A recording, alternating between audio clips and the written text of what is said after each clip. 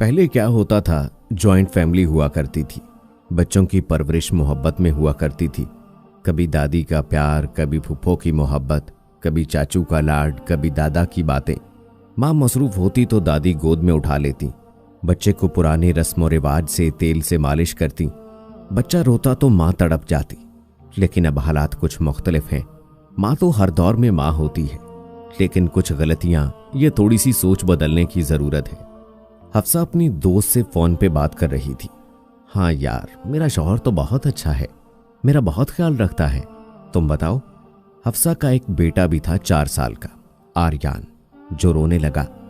Hafsa phone कान से लगाए बच्चे के रोने की आवाज सुनकर मुंह सा बनाया। एक इसको रोना आ जाता है जब कोई जरूरी बात कर रही हूं। जल्दी से उठी, आर्यान क्या मसला है तुमको? आर्यान मुसलसल रो रहा था। गोद में उठाया, या खुदाया, अभी मैंने पैम्पर बदला था। पैम्पर गीला होते ही रोना शुरू कर देता है। बच्चा सब्र करता है। आर्यान को भूख लग रही थी। एक केला हाथ में थमाया और घर के काम करने लगी। आर्यान ने सारे कपड़े खराब कर लिए। इफ्जा घर के काम खत्म करके आर्यान के पास आई, सर पे हाथ रख लिया। उफ या मेरे अल्लाह! आर्यान को डांटने लगी। तुमने मेरी जिंदगी जहन्नम बना दी है, कसम से क्या करूं तुम्हारा। फिर से कपड़े चेंज किए, गोद में उठाया, सुलाने लगी। सो जा, मुझे खाना बनाना है। आर्यान था कि सोने का नाम ही नहीं ले रहा था, अपनी दुनिया में मस्त खेल रहा था। हफ्सा डांटती तो नन्हे से हाथों को हिलाता, छोटे छोटे दांत निकाल कर हंसने लगता। हफ्सा गुस्से से बेड पे लेटाया और मोबाइल पे कार्टून लगा दिए। आर्यान कार्टून देखने लगा। हफ्सा ने पहली बार महसूस किया, ये तो कमाल हो गया। 1 घंटा गुजर गया। आर्यान न फीड के लिए रोया, न तंग किया। ये तो बहुत अच्छा हल मिल गया। मोबाइल सामने रख दो और वो कार्टून देखता रहे। शौहर घर आया, हफ्सा को आवाज दी, कहाँ हो? हफ्सा पास आई।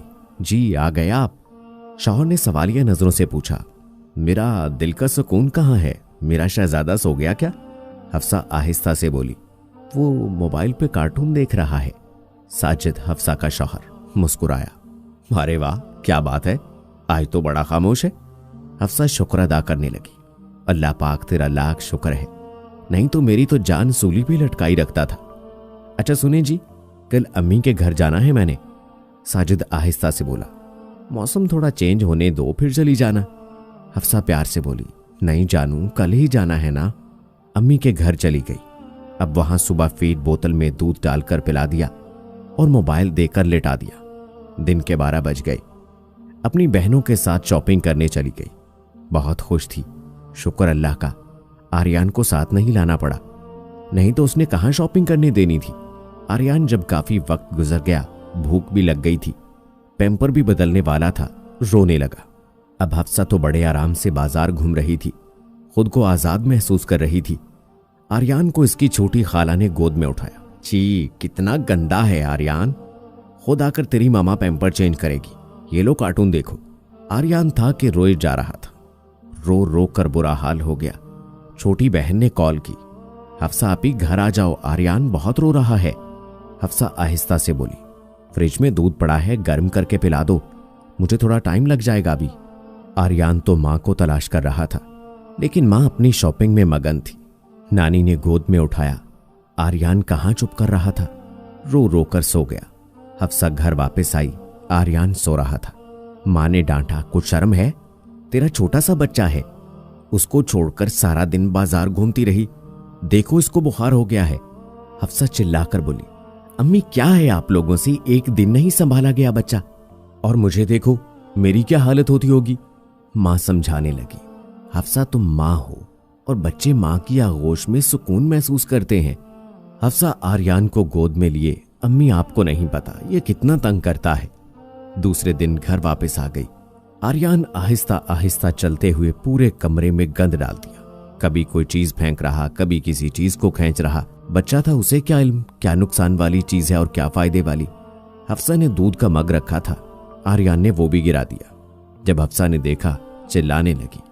आर्यान को 1-2 थप्पड़ भी मार दिया। तुमने मेरी जिंदगी जहन्नम बना रखी है। आर्यान रोने लगा। हफ्सा गुस्से में बोली, रोता रहे आज। रात को आर्यान को बुखार हो गया। साजिद सो रहा था। आर्यान के पेट में शायद दर्द हो रहा था। वो रोने लगा। हफ्सा ने साजिद को आवाज दी, इसे गोद में उठाकर मैं थक गई हूं।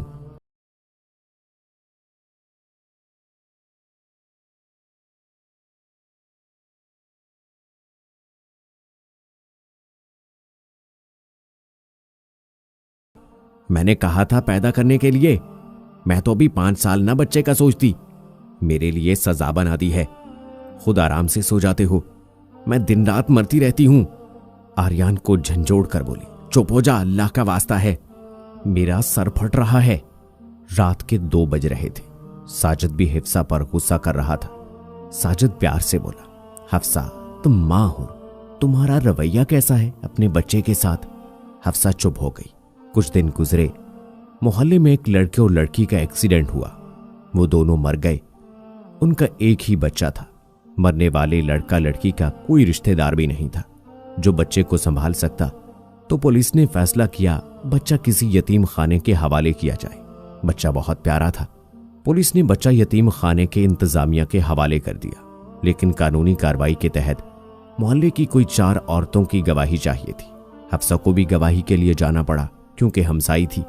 हफ्सा अपने बेटे आर्यान को उसके बाप के पास छोड़कर गवाही के लिए चली गई। हफ्सा यतीम खाने पहुंची। देखा वहां बहुत से बच्चे थे जो बिल्कुल सुकून शांत थे। कोई भी बच्चा रो नहीं रहा था। सब खामोश खेल रहे थे। हफ्सा बच्चों को देखकर बहुत मुतासिर हुई। वाह माशाअल्लाह, कितने अच्छे बच्चे हैं। सब कितने आराम प्यार से खेल रहे हैं, कुछ सो रहे हैं। और मेरा आर्यान, अल्लाह माफ करे, आसमान सर पर उठा लेता है। दिल में ख्याल आया क्यों ना इस बच्चे संभालने वाली एक नर्स से पूछूं ये क्या करते हैं बच्चों के साथ कि इतने खामोश और चुपचाप रहते हैं। कोई भी बच्चा रोता नहीं, तंग नहीं करता। नर्स से पूछा तो नर्स मुस्कुराने लगी। नर्स ने पूछा, क्या आप भी मां हैं? हफ्सा ने हाँ में जवाब दिया। मेरा तो एक ही है, लेकिन अल्लाह जानता है एक से भी तंग हूं। न दिन को सुकून न रात को सोने देता है। उफ, क्या बताऊं, पागल कर देता है। नर्स मुस्कुराने लगी। तब आप तो बहुत खुशकिस्मत हैं और आपका बच्चा भी खुश नसीब है। हफ्सा ने सवालिया अंदाज में, क्या मतलब? नर्स अफसुर्दगी में बोली, ये देखो बिन मां बाप के बच्चे। जानती हो ये क्यों नहीं रोते? क्योंकि इनके लाड उठाने वाला कोई नहीं है। शुरू शुरू में ये भी बहुत रोते थे। इनको लगता था इनके रोने से उनकी मां दौड़ी चली आएगी और आकर सीने से लगा लेगी। लेकिन ये बेचारे यतीम बिन मां के क्या जाने, ये लावारिस हैं। ये रोते चीखते रहें, इनको कोई नहीं सुनेगा। हम नर्स क्या कर सकती हैं? बारी बारी सबका पैम्पर चेंज करना होता है। एक बच्चे के पास गई, ये देख कितना प्यारा है। शुरू में ये पैम्पर गीला होने पे आसमान सर पे उठा लेता था। अब 24 घंटे में सिर्फ एक पैम्पर बदलते हैं। अब गीले पैम्पर में पड़ा रहा है, लेकिन रोता नहीं, क्योंकि अब ये जान गया है इसको लाड करने वाला कोई नहीं है, उसको चुप करवाने वाला कोई नहीं है, उसको सीने लगाने वाला कोई नहीं है। हम माएं तो नहीं है ना, हम तो बस अपनी ड्यूटी निभाती हैं। इतने में देखा एक बच्चा रो रहा था। हफ्सा तड़प गई। पिछले 10 मिनट से रो रहा है। नर्स आहिस्ता से बोली, भूखा है, लेकिन दूध अपने वक्त पे ही मिलेगा। रो रो कर खुद चुप हो जाएगा। दूसरे कमरे में वो बच्चा जिसे आज ही लाया गया था, जिसके माँ बाप एक्सीडेंट में मर गए थे, वो लावारिस की तरह आराम से सो रहा था। नर्स आहिस्ता से बोली, बहन एक बात कहूं, जिस बच्चे को तुम कह रही हो ना बहुत तंग करता है, खुदा की कसम वो बच्चा लाखों बांझ लोगों की दुआ है, तड़प है। अल्लाह का शुक्र अदा करो कि उसने तुम्हें इस नेमत से नवाजा है। और देखो इन बच्चों की जानिब माँ की मोहब्बत को तरस रहे हैं। और हाँ, अगर आपको अपना बच्चा इतना तंग करता है तो कुछ दिन हमारे पास छोड़ जाए, नहीं किया करेगा तंग। ये सुनना था कि हफ्सा की आंख से आंसू पानी की तरह बहने लगे। अपने बेटे आर्यान का नाम पुकारा, मेरा आर्यान। कमरे में खड़ी थी, कमरे से बाहर निकलते जूता पहनना भी भूल गई। तेज कदमों से घर को जाने लगी। मुसलसल रो रही थी, मेरा आर्यान, मेरा आर्यान, मेरी रूह, मेरा बच्चा। घर पहुंची, साजिद किचन में चाय बना रहा था। आर्यान सो रहा था। हफ्सा ने आर्यान को सीने से लगा लिया, अपनी आगोश में छुपा लिया। कभी मुंह चूमती, कभी आंखें, कभी पांव चूमती। साजिद पास आया। हफ्सा क्या हुआ है, अभी सोया है? हफ्सा साजिद की तरफ देखकर चीख कर रोने लगी। साजिद, मेरा आर्यान रो क्यों नहीं रहा? मुझसे बात करे। उठ मेरे बच्चे। आर्यान उठा, आंख खोली। अब मैं अपने बच्चे को मोबाइल पे कार्टून नहीं लगा कर दूंगी। जब भी मेरा बच्चा अपनी ममा को आवाज देगा, ममा कुर्बान जाएगी अपने शहजादे पे। साजिद पूछने लगा, हफ्सा क्या हुआ है? हफ्सा रोते हुए सब बताने लगी। बताते बताते आर्यान को चूम रही थी, सीने लगा रही थी और कह रही थी, जिस औरत को लगता है ना उसका बच्चा बहुत तंग करता है, जाए एक बार यतीम खाने के बच्चों को देख के आए। बेचारे कैसे हर मोहब्बत, हर लाड, हर एहसास के बिना खामोश अपनी मां की राह देख रहे हैं। और हां, ये भी गलत है, बच्चे को मोबाइल फोन की तरफ लगा दिया, चलो खेलता रहे, जान छूटी, कुछ तो सुकून मिल रहा है, तंग नहीं कर रहा। अगर आप एक मां हो और ऐसा कर रही हो तो गलत कर रही हो। याद रखना, बच्चे को खुद ही खुद से दूर कर रही हो। आज तुम भी मोबाइल पे लगाकर खुद को आजाद समझ रही हो तो कल को तुम्हारा ख्याल भी ऐसे ही रखेगा। और क्या फर्क है फिर सगी मां और यतीम खाने के लोगों में? वो जान छुड़ाने के लिए रोने एक बंद कमरे में रोने के लिए छोड़ देते हैं और तुम जान छुड़ाने के लिए मोबाइल पे कार्टून लगा देती हो। आपकी इस लापरवाही से बच्चा परवान चढ़ने से पहले ही नफसियाती हो जाता है। अगर कोई माँ ऐसा करती है तो दुआ है ये सुनकर संभल जाए। अल्लाह हर बे औलाद को अपनी रहमत से औलादे नरीना अता करे। आमीन।